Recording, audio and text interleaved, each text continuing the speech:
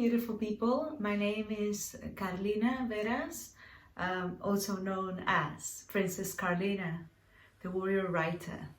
Welcome to my channel. So today I am going to take you through my love for words, my love for reading, for contemplating, finding a little spot of peace and happiness in everyday life. I'm setting up these sets of videos coming out from my own experience. One, always finding a moment that going, oh my god, I don't have time for anything, oh my god, oh my god, oh my god, oh my god, oh my god. And I was like, pero mija, bájale algo, know what's going on, calm down. And then I realized that you can do so much in 5 minutes.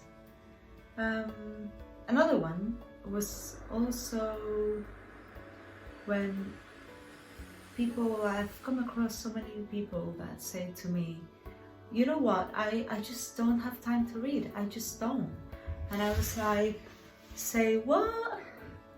Are you crazy? So in this set of videos, I am going to take you through some of my favorite books or books that I'm reading at the moment, and how we can get lost in a story, how we can get lost in another world, you know. The world can be different, and it lies here in books. So today I am going to start, and I have my 5 minutes sun timer to take us through this journey, and off we go. Right, I'm going to be reading today Lucia A Manual for Cleaning Women. She was an American writer, raised in Chile as well for most of her youth, and she lived a lot in Mexico and Latin America. And she comes from a very proper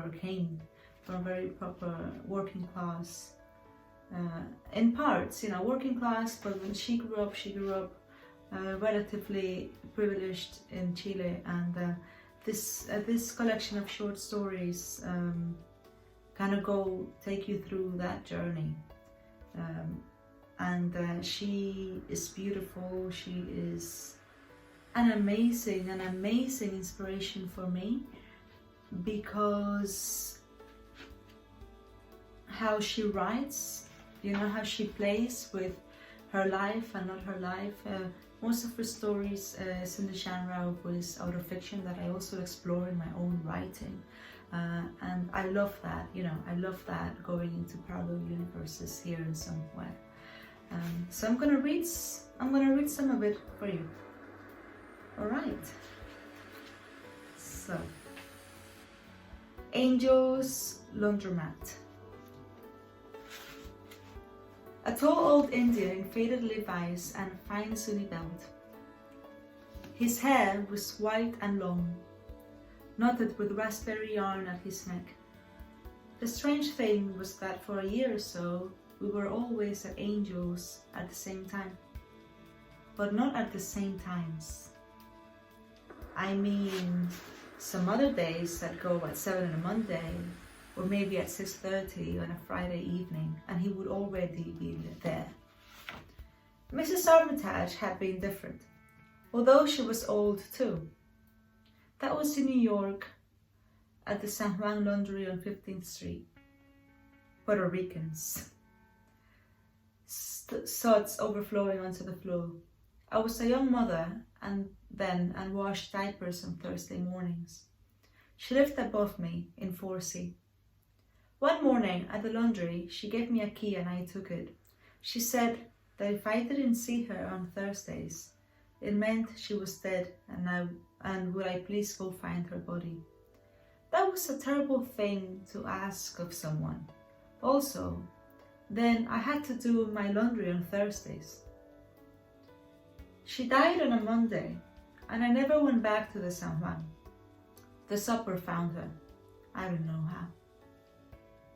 For months at Angels, the Indian and I did not speak to each other, but we sat next to each other in connected yellow plastic chairs, like at airports.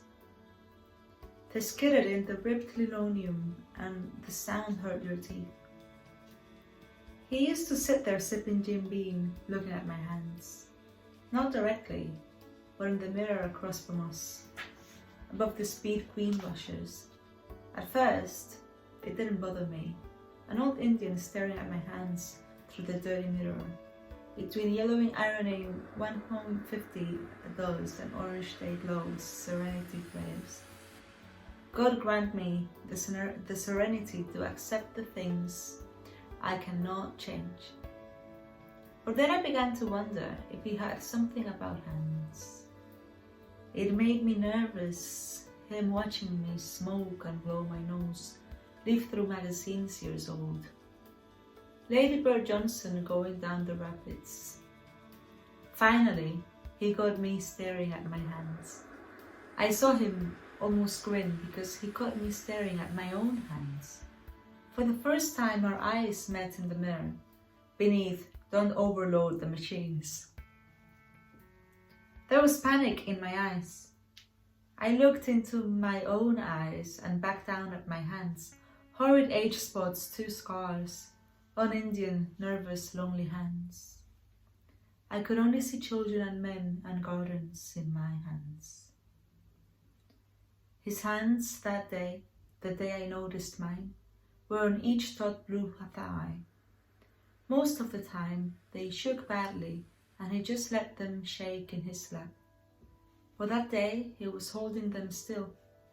The effort to keep them from shaking turned his adobe knuckles white. The only time I had spoken with Mrs. Armitage outside of the laundry was when her toilet had overflowed and was pouring down through the chandelier on my floor of the building.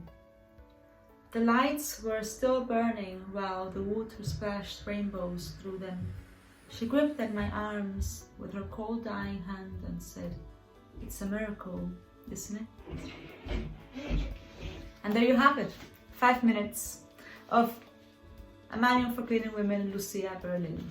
This was the beginning of the story Angel's Laundromat, and it's the first story of the book. If you haven't read Lucia Berlin, I recommend to go and get her. This is it for today. If you really like what you see, if you really like books, if you really like getting into the world of stories and its magic, why not subscribe? Click on the bell, and I'll see you next time.